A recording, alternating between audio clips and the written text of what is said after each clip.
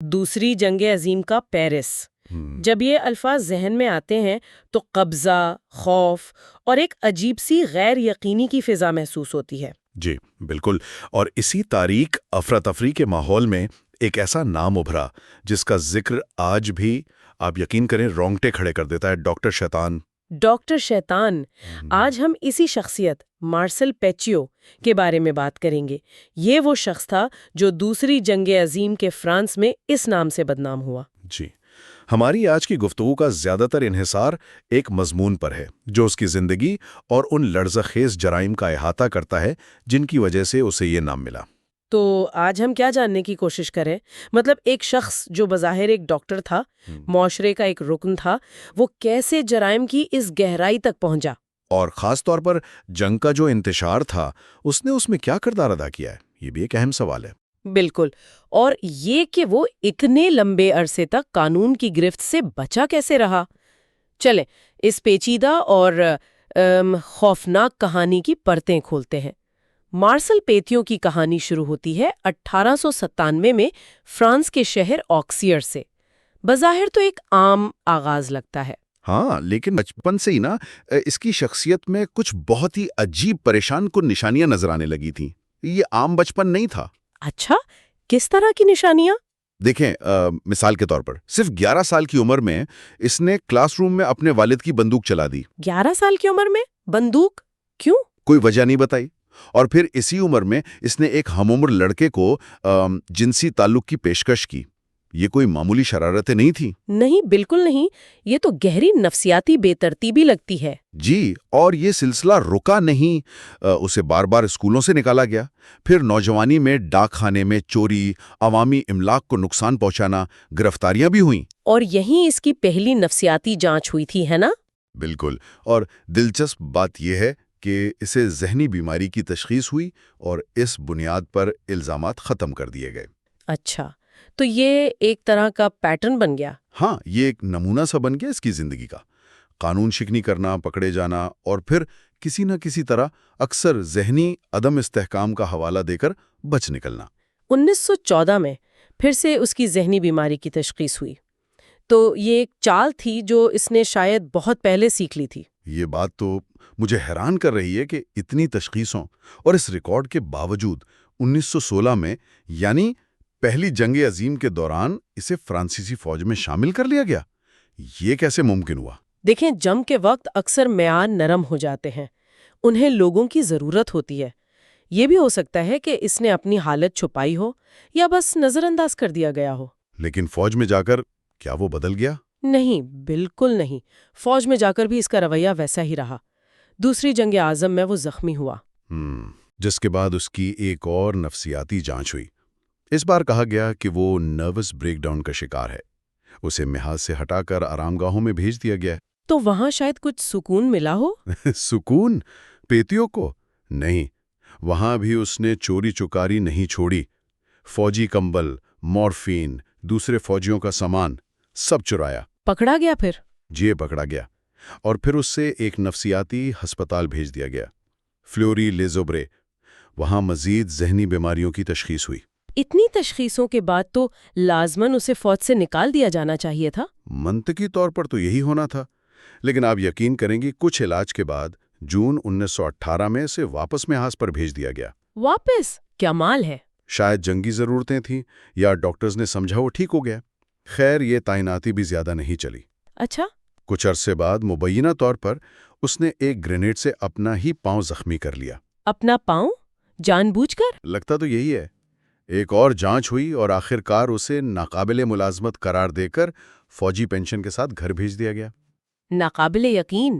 مطلب بار بار سنگین مسائل، تشخیصیں، اور پھر بھی وہ سسٹم کو کسی نہ کسی طرح استعمال کر کے آخر میں پینشن لے کر نکل گیا۔ بالکل، یہ اس کی مکاری اور نظام کی کمزوریوں کا ایک عجیب امتزاج تھا۔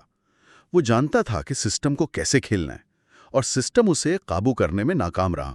جنگ کے بعد پیٹیو نے ایک نیا رخ اختیار کیا۔ اس نے سابق فوجیوں کے لیے بنے ایک تیز رفتار تعلیمی پروگرام میں داخلہ لیا اور صرف 8 مہینے میں میڈیکل اسکول مکمل کر لیا۔ جی، یہ واقعی حیران کن تیزی تھی۔ شاید جنگ کے بعد نظام میں لچک تھی یا اس نے واقعی اپنی ذہانت استعمال کی۔ दिसंबर 1921 में ग्रेजुएट हुआ, इंटर्नशिप की और फिर विलेनिव सुर यॉन नामी कस्बे में अपनी प्रैक्टिस शुरू की। बज़ाहिर एक नई शुरुआत। लेकिन क्या ये शराफत का लिबादा कायम रहा या पुरानी आदतें लौट आईं? अफसोस की बात है कि ज्यादा देर नहीं, उसकी असल फितरत जल्द ही सामने आ गई। वो फौरन अपनी मुजरिमाना रविश पर वापस आ गया। यानी वो जानबूझकर अपने मरीजों को गैर जरूरी तौर पर नशा आवर अद्वियात का आदी बना रहा था।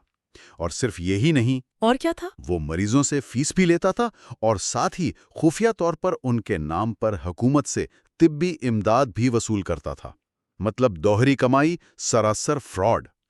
इसके अलावा गैर कानूनी इस्कात हमल और मरीजों के घरों से चोरी के इल्जामात भी लगे। और फिर 1926 में वो पुरअसरार वाकया पेश आया, लुइस डिलाओ का गायब होना। जी, लुइस डिलाओ, वो इसके एक मरीज की बेटी थी और पीटीयू से उसका ताल्लुक भी था।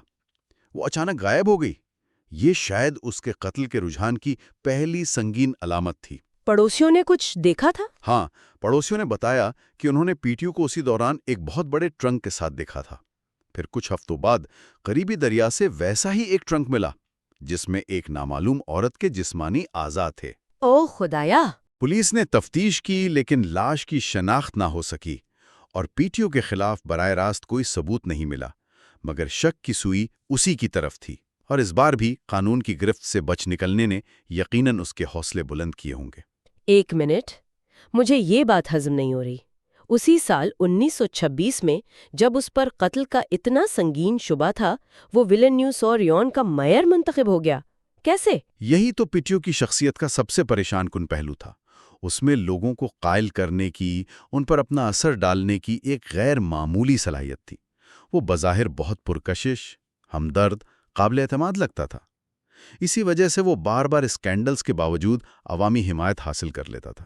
इसने अपनी जाती जिंदगी भी संवारी, शादी की, बाप बना। जी, 1927 में शादी की, 1928 में एक बेटा पैदा हुआ। लेकिन ना अवामी ओहदा ना खानदान, कोई चीज़ उसकी मुजरमाना फितरत को नहीं रोक सकी। बतौर मेयर उसका दौर गबन, चोरी, इख्तियारात के नाजायज इस्तेमाल से भरा पड़ा था। आखिरकार इस्तीफा देना पड़ा। हाँ, अगस्त 1931 में इस्तीफा दिया। लेकिन कहानी यहाँ भी खत्म नहीं हुई। उसके हामियों ने उसे फौरन काउंसलर मुंतखब करवा दिया। हमाल है। मगर ये भी ज्यादा देर नहीं चला। जब पता चला कि वो कस्बे की बिजली चोरी कर रहा था, तो काउंसलर की सीट भी गई। उसके बाद उसने क्या किया? लगता है उस कस्बे में तो उसके लिए जगह तंग हो गई थी। बिल्कुल। तो उसने पेरिस का रुख किया। एक नई शुरुआत, एक बड़ा शहर। जाली असनाद के सहारे उसने पेरिस के एक अच्छे इलाके में रू दी काउमार्टन पर अपनी प्रैक्टिस जमा ली और हैरत अंगेज तौर पर वहां भी जल्दी कामयाब हो गया। लेकिन आदतें क्या वो बदली? नहीं, आदतें वही रहीं। मरीजों को नशावर अद्वियात देना, फ्रॉड करना, यहाँ तक कि उसे चोरी की बीमारी क्लेप्टोमेनिया की वजह से मुख्तसर अरसे के लिए एक नफ्सियाती इदारे में भी दाखिल किया गया। लेकिन वो जल्द ही बाहर आ गया। तो ये एक ना खत्म होने वाला चक्कर था। जुर्म, बच निकलना, फिर जुर्म। बिल्कुल। और फिर तारीख ने एक ऐसा मोड़ लिया जिसने पेटियों को उसके सबसे घिनौने जराइम का मौका फराहम किया, दूसरी जंग अजीम। ये वो वक्त था जो डॉक्टर मार्शल पेटियो से डॉक्टर शैतान बना। जी, 1940 में जर्मन कब्जा और फिर जब फ्रांसीसी शहरियों की जबरी भर्ती शुरू हुई, तो पेटियो ने पहले तो जाली मेडिकल सर्टिफिकेट बनवाकर खुद को बचाया। और फिर उसने इस अफरा तफरी को अपने फायदे के लिए इस्तेमाल करने का मंसूबा बनाया। एक इंतहाई खौफनाक मंसूबा। उसने खुद को एक नए रूप में पेश किया, फ्रांसीसी मुजाहमत का एक खुफिया रुकन, एक मुहिब वतन जो जर्मनों के खिलाफ लड़ रहा है। ये सब झूठ था? 100% झूठ। एक मकरू ढोंग। उसने डॉक्टर यूजीन का फर्जी नाम अपनाया और एक जाली फरार नेटवर्क बनाया। उसका निशाना वो लोग थे जो जर्मनों के जुल्म से भागना चाहते थे, यहूदी, मुजाहमती जंगजू, आम मुजरिम। और वो उनकी मदद कैसे करता था? वो दावा करता कि उसके पास एक खुफिया रास्ता है जो उन्हें बेहफाजत फ्रांस से निकालकर पुर्तगाल के रास्ते अर्जेंटीना या जनूबी अमेरिका पहुंचा सकता है। महफूज मुस्तकबिल का वादा। कीमत 25,000 फ्रैंक फीकस, एक बहुत बड़ी रकम। और जब लोग रकम दे देते तो फिर? तो वो उन्हें अपने घर 21 रू लिस्यूर बुलाता। वहां वो कहता कि अर्जेंटाइन के कानून के मुताबिक मुल्क में दाखिले से पहले एक टीका लगवाना जरूरी है। और वो टीका? मुझे डर लग रहा है ये पूछते हुए। وہ ٹیکا دراصل سائنائڈ کا جان لیوا انجیکشن تھا، ایک مہلک زہر۔ لوگ ایک ڈاکٹر پر بھروسہ کرتے ہوئے آزادی کی امید میں رضامندی سے موت کو گلے لگا لیتے۔ یا اللہ، یہ تو اعتماد کا قتل ہے۔ ان لوگوں نے مدد مانگی تھی؟ بالکل۔ ان کے مرنے کے بعد وہ ان کا سارا سامان لوٹ لیتا، رقم، زیورات، کپڑے، سب کچھ۔ اور لاشیں؟ اتنی ساری لاشیں انہیں کیسے ٹھکانے لگاتا تھا؟ شروع میں کچھ لاشیں دریائے سین میں بہائیں، پھر اس نے اپنے گھر کے تہخانے اور پچھواڑے میں طریقے نکالے۔ لاشوں کو چونے کوئک لائم کے گڑوں میں ڈالنا شروع کیا یا پھر گھر کے بڑے کوئلے کے چولہے میں جلا دیتا تھا۔ کیا کسی کو، خاص طور پر گسٹاپو کو، شک نہیں ہوا؟ گسٹاپو تک اس فرار کے راستے کی افواہیں پہنچیں، لیکن وہ سمجھے کہ یہ فرانسیسی مزاحمت کی کارروائی ہے۔ ان کا دھیان صرف مزاحمت اور جاسوسی پر تھا۔ وہ سوچ بھی نہیں سکتے تھے کہ کوئی شخص جنگ کو اتنے بڑے پیمانے پر سیریل کلنگ کے لیے استعمال کر رہا ہوگا۔ انہوں نے تفتیش کی تھی؟ ہاں کی۔ ایک قیدی رابرٹ ڈریفس کو مجبور کیا کہ وہ نیٹ ورک میں شامل ہو، لیکن وہ بھی پیتیوں کا شکار بن گیا۔ گسٹاپو نے پیتیوں کے 3 ساتھیوں کو پکڑا، تشدد کیا، لیکن وہ پیتیوں تک نہیں پہنچ پائے۔ تو گسٹاپو کو کبھی پتہ ہی نہیں چلا کہ وہ ایک سیریل کلر سے نمٹ رہے ہیں؟ کبھی نہیں۔ یہ حیران کن ہے، لیکن جنگ کا انتشار، لوگوں کی مایوسی اور پیتیوں کا محب وطن ڈاکٹر کا جھوٹا روپ، یہ سب اس کے لیے ایک بہترین پردہ بن گئے۔ اس نے لوگوں کی مجبوری کا بہت سفاقی سے فائدہ اٹھایا۔ لیکن آخر کار یہ سب سامنے آئی گیا 11 مارچ 1944 کو۔ جی، اس دن اس کے گھر کے پڑوسیوں نے شدید بدبو اور چمنی سے نکلنے والے بہت زیادہ کالے دھوئے کی شکایت کی۔ انہیں لگا آگ لگ گئی ہے۔ انہوں نے پولیس کو بلایا؟ بالکل۔ پولیس اور فائر فائٹرز زبردستی گھر میں داخل ہوئے، اور جو منظر انہوں نے دیکھا وہ ناقابل بیان حد تک ہولناک تھا۔ کیا ملا انہیں؟ تہخانے میں کم از کم 10 انسانوں کی باقیات، کوئلے کے چولہے میں جلتی ہوئی انسانی باقیات، پچھواڑے میں چونے کے گڑے میں مزید لاشوں کے ٹکڑے، اور سامان؟ پورا گھر مقتولین کے سامان سے بھرا پڑا تھا۔ درجنوں سوٹ کیس، کپڑے، ذاتی اشیاء، انگنت چھینی ہوئی زندگیاں۔ یہ خبر تو پھیل گئی ہوگی۔ فوراً میڈیا میں کہرام مچ گیا۔ پریس نے اسے ڈاکٹر شیطان کا نام دیا، لیکن پتیو وہ فرار ہو گیا۔ فرار؟ کہاں گیا؟ تقریباً 7 مہینے تک چھپا رہا۔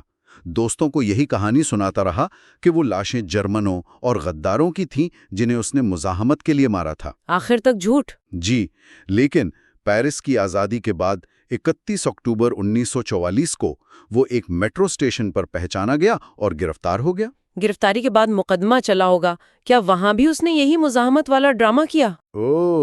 بالکل۔ مقدمے کے دوران اس نے یہی دعویٰ کیا کہ وہ مزاحمت کا ہیرو ہے، اس نے صرف ملک کے دشمنوں کو مارا ہے۔ لیکن کیا یہ ممکن نہیں کہ شاید کچھ لوگ واقعی اس کے بقول دشمن ہوں؟ کیا اس کا مزاحمت سے بالکل ہی کوئی تعلق نہیں تھا؟ استغاثہ نے یہ ثابت کیا کہ اس کا کسی مستند مزاحمتی گروپ سے کوئی تعلق نہیں تھا۔ جن گروپوں کا اس نے نام لیا ان میں سے آدھے تو وجود ہی نہیں رکھتے تھے۔ شواہد بہت زیادہ تھے، لاشیں، لوٹا ہوا سامان، گواہیاں۔ اس کا دفاع مکمل طور پر مسترد کر دیا گیا۔ تو فیصلہ کیا ہوا؟ اسے 26 قتل کے مقدمات میں مجرم قرار دیا گیا، حالانکہ اصل تعداد یقیناً کہیں زیادہ تھی، شاید 60 سے بھی زیادہ۔ سزائے موت 25 مئی 1946 کو ڈاکٹر شیطان کا سر گلوٹین سے قلم کر دیا گیا۔ تو یہ تھی مارسل پیٹیو کی کہانی، ایک پریشان حال نوجوان سے ڈاکٹر شیطان بننے تک کا سفر، ایک شخص جس نے جنگ کی افراتفری کا فائدہ اٹھا کر ناقابل بیان جرائم کیے۔ یہ معاملہ واقعی سوچنے پر مجبور کرتا ہے۔ یہ صرف ایک فرد کی نفسیاتی کجی نہیں، بلکہ یہ جنگ کے حالات، معاشرتی انتشار اور ایک فرد کی مکاری کا خوفناک سنگم ہے۔ اور یہ کہ ظاہری شکل، تعلیم، رتبہ کتنا دھوکہ دے سکتا ہے۔ ایک ڈاکٹر، ایک میئر، لیکن اندر سے ایک درندہ۔ اور یہ بھی کہ کیسے نظام اتنے سارے انتباہی اشاروں کے باوجود اسے پہلے روکنے میں ناکام رہا۔ بالکل۔ اور ایک سوال جو میرے ذہن میں آتا ہے وہ پیتیو کی لوگوں کا اعتماد جیتنے کی یہ عجیب صلاحیت ہے۔ بطور ڈاکٹر، میئر، نام نہاد مددگار، وہ کیسے بار بار لوگوں کو قائل کر لیتا تھا؟ ہاں، یہ بہت اہم نقطہ ہے۔ یہ ہمیں انسانی نفسیات، دھوکہ دہی اور خاص طور پر مشکل وقت میں بھروسہ کرنے کی انسانی کمزوری کے بارے میں کیا سکھاتا ہے؟ یہ واقعی ایک گہرا سوال ہے۔